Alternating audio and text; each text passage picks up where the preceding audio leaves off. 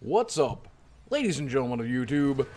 This is Boogie2988, and we're at Boogie Plays Games, where I sometimes play games, and today I'm going to play a little bit of Heroes of the Storm, which is currently my preferred MOBA. And the reason for that is a lot of different reasons.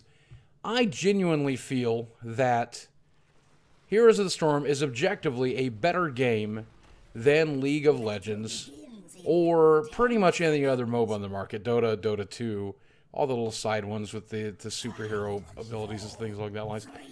And I think it ultimately does come down to personal preference as to what you enjoy. So whatever you enjoy, if you enjoy one of those games more than me, that's fine. Obviously, League of Legends is the #1 game of the world, the most enjoyed game of the world, topping out with 1.5 million people watching Worlds this year. Props to League of Legends, props to Riot for what they've achieved over there. But I would like to talk to you about my personal experience with MOBAs, my history, and why I think, objectively, Heroes of the Storm is the better game. Not the most popular, not the most played, but objectively better. Now, in order for you to understand or respect my opinion in any way, let me give you a little bit of history of me and MOBAs like this. I have been playing MOBAs since about 2004, when I discovered the original Defense of the Ancients map inside the Warcraft 3 custom maps. And I played that game religiously through every variation of it. I played every hero. I played it every day, 3, 4, 5, 6 times a day I played a match. And I did that for about 4 years. I took a break from MOBAs for a while. Eventually, a friend of mine turned me on to a game called League of Legends. I think we started playing that right as beta was ending, or I guess probably right after launch. And I played that game religiously as well. Probably 2,000 games, 3,000 games. I think it was around the 3,000th game I finally decided I was done. And that was, if you want to get a timeline for that, that was about the time that Zach got his first major nerf after release. Zach was definitely one of my favorite characters easily. I played that game not competitively, and I didn't play the original Dota competitively. I played it as an excuse to hang out with my friends. I'm no platinum leaguer. I never wanted to be on a major team or anything like that. I'm coming at a very casual point of view. So since I'm a casual player, you'll need to keep that in mind when you're comparing this to other people. And whereas I don't play League of Legends much anymore, I do still occasionally watch a bit of League of Legends gameplay with my friends at the pro level. The way those guys play the game is completely different from the way that most of us play the game, the way I play the game. Those guys are really exciting to watch, and I think they excel at the sport, so nothing but props to them. But I eventually did get bored of League of Legends. I think it was the sturdy meta for the actual game itself. I tried a lot of 3 versus 3. I tried a lot of the alternative modes. When ARAM got introduced, I played a lot of ARAM, because obviously that is going to appeal to a casual player like me. I purchased a ton of heroes, so that had a lot of variety of ARAM. And I mean, overall, I spent countless hours with that game. So obviously I'm not dissing it here, and I'm not dissing Dota 2, which I played very little of, but is very similar in my experiences to the original Dota in a lot of different ways. I think those games are great. If you enjoy them, I don't mean to be slighting you. I'm saying objectively, Heroes of the Storm has improved on the formula. Now, when we look at the original Dota, it was obviously built into the Warcraft 3 engine, so it had a lot of limitations that were led to that. A lot of those limitations carry over to Dota 2 as well. But those limitations, those are fine. That's a stylized choice, it's a mechanical choice. Some of the game choices are weird to me. And let's start with talking about the gold system, which Heroes of the Storm simply has decided to omit. The gold system causes some real troubles in League of Legends and as well in Dota and Dota 2. In the original Dota, and I believe this to be true in Dota 2, and if I'm misspeaking, I apologize, but I believe that denying last hit is a very common tactic in the original Dota. It's something we had to do all the time. You would try to last hit your own heroes, you would try to last hit your own towers, you would try to last hit your own minions to prevent your opponents from getting gold. And obviously this worked because there was a bounty system in Warcraft 3. So since the bounty system existed, and that was just how the game itself worked, then obviously that's how Dota had to work. League of Legends, when they made their version of Dota and made their own MOBA, carried this over because they felt that was a fun stylized choice. However, they took away last hitting your own minions, and they took away denial. They still have gold, and they still have the item purchasing system, and they still, of course, obviously have last hitting. It's very important in the current meta to make sure that your carry character gets last hits so that he gets the right amount of gold. Now, Heroes of the Storm has completely eradicated the gold system. There is no bounty, there is no last hitting. That's not something you need to worry about. The problem is you can't purchase items that way. So what they have done is they have created a leveling system for each character, for each hero, so that you can customize your character on the fly without having to go to a shop, without having to memorize recipes, without having to memorize builds or using outside programs or save files to keep your build. It absolutely allows you to customize on the fly. And while the customization is probably not as deep as League of Legends or Dota, it does add a lot of variety to this game. And for a casual player, this is great. It definitely breaks down that barrier of entry. It definitely breaks down that getting yelled at for hitting the mob at the wrong time, at the wrong place, for wanting to do what the game tells you to do, which is to kill minions and towers. It allows a new player to just sit back and enjoy the game without having to worry about superfluous stuff like who's getting the gold and why and when. The second advantage to the Heroes of the Storm design, I think, has to do with objectives. Now, both Dota and League of Legends have minor objectives. Let's use League of Legends as an example. Obviously, we've got Baron, and we've got Dragon, and we've got Red and Blue Creeps. And this is a very important part of gameplay. And when you watch at the pro level, that stuff decides matches all the time. But those kind of objectives can be a little difficult for a new player or a casual player to really grasp. I feel that Heroes of the Storm, with their map-based objectives, with the announcer involving you in that particular type of objective, like the Lair of the Spider Queen, which is the one we're doing right now, gathering gems, turning them in, making spiders that will guard your lane and defend your lane and attack for you, is a very intuitive and obvious and easy objective. And since each map has its own objective, you get an incredible amount of variety with each and every different map. Now that can be one of the down points as well. If you hate a particular map, I still to this day hate mines. It can be a very frustrating experience having to play that map, and since there's no serious rotation so that you make sure you're only playing a certain map at a certain period of time, ultimately that can be the downside of Heroes of the Storm, but I like this approach.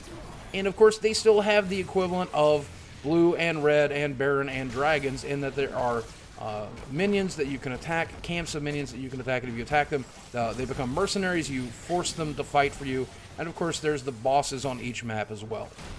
The third advantage I think Heroes of the Storm has to do with time consumption. It is quite the time investment to play League of Legends and Dota. When I played League of Legends, and I don't know that this is true because I haven't played in years, the average game duration was 45 minutes, give or take. Some games would be surrender at 20 because somebody left or some miserable experience was happening. But for the most part, if a game was going well and players were playing well, you would be looking at a 45, 50-minute investment every single time. And that's a lot for a lot of players, especially if you want to play several games in a night. Heroes of the Storm has targeted 15 to 20 minutes for their average game. And yes, I played games that have been over in about 13 minutes. And I have played games that have lasted as long as 26, 28 minutes. The game you're watching right now lasts about 18.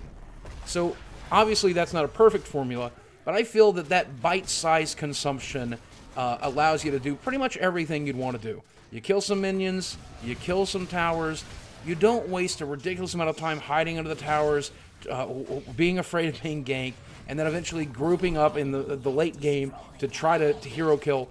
Ultimately, all of that happens at a much faster pace.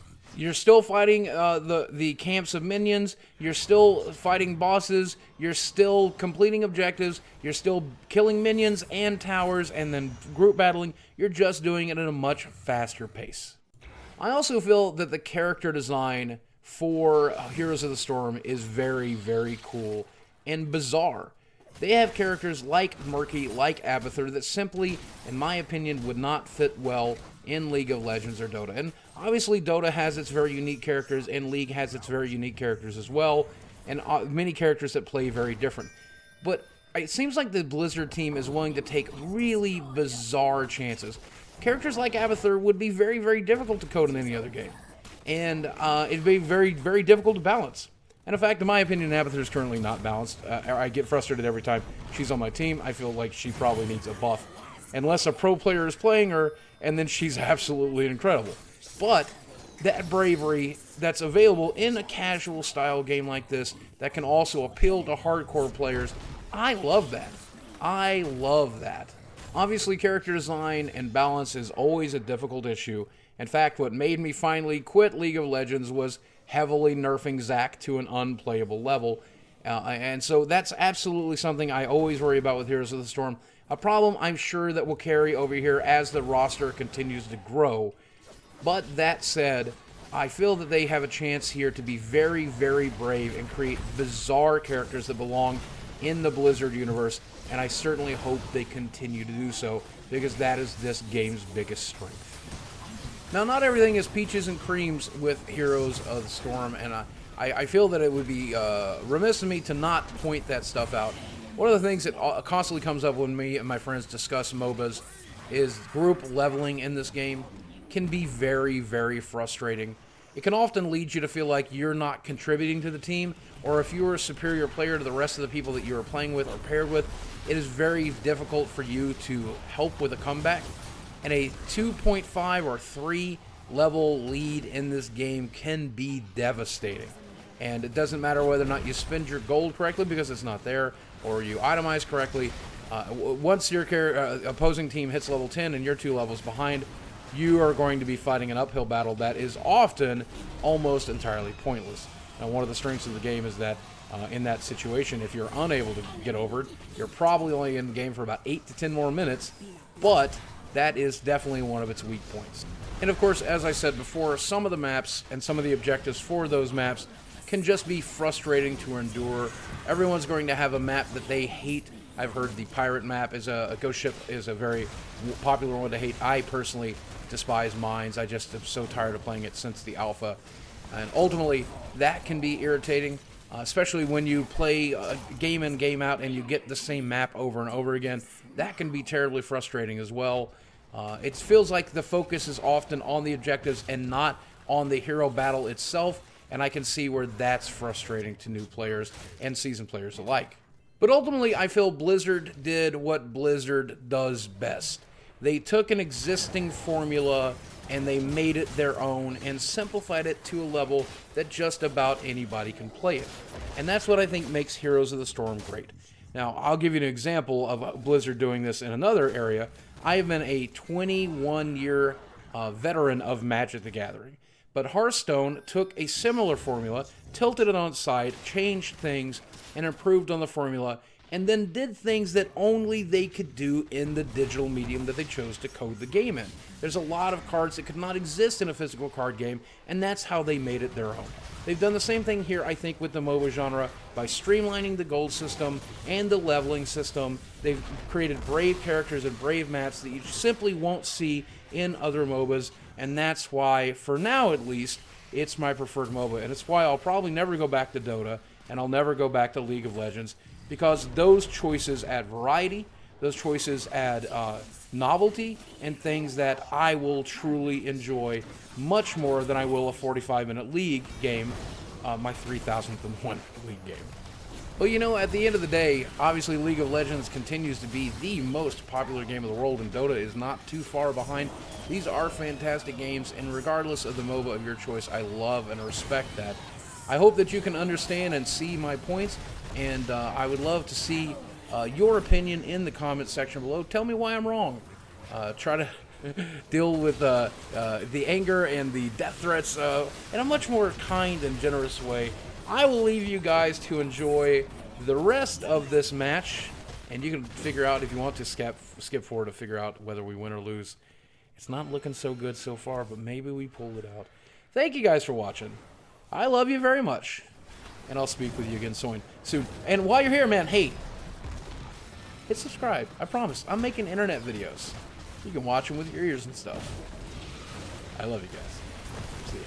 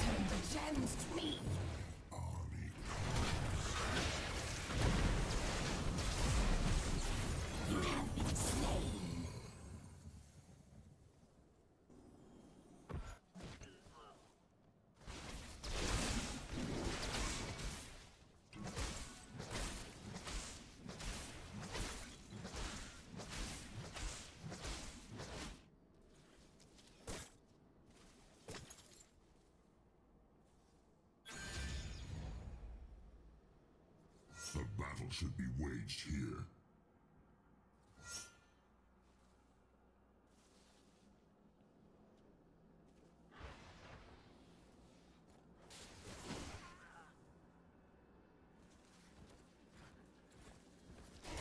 You want to take Your this enemy mermaid? is deserving of you.